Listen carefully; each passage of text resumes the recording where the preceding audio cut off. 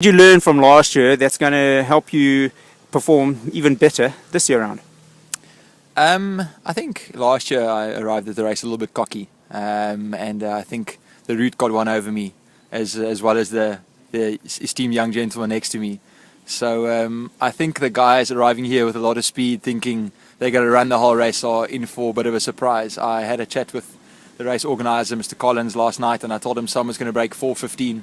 And afterwards I thought to myself, it better not be me, because I'm going to go out too cocky and pop at the end. So this race is a great equalizer. I think it's such a fantastic race because speed doesn't really help at all. It's what I like to call sort of the fingernail races. Those races where you really claw with your fingernails. And yours truly next to me has won 3 times out of 4 attempts. So he says that I'm the firm favourite. I disagree. I tipped him as a favourite to win. So I think he's got years in his legs, experience and route knowledge, which is very, very hard to top. But AJ, we know the Collins brothers are all in for statistics and analysing data from previous years, and they do surveys and all those good things. And according to their results, poll results for 2013 hot favourites, you topping that list. How does that feel? Well, that's because Ricky Lightfoot wasn't on the list.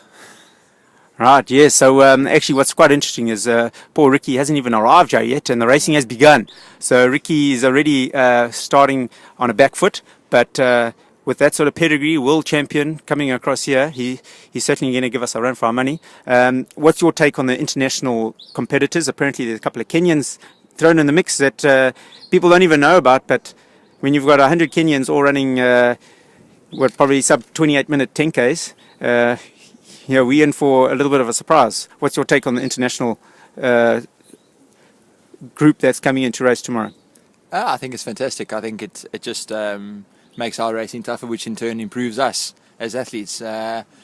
It's difficult for us sometimes to get international exposure, so it's great when they come here. Obviously it's a lot cheaper for us for them to fly here. So I think all the pressure's on them. I think Ricky's the odds-on favourite, he's world champion, so all pressure on him. So if he wins, all is as it should be. The world is, going on as it should be. But if he doesn't win, then all of a sudden people start to ask, yes, Ricky was beaten.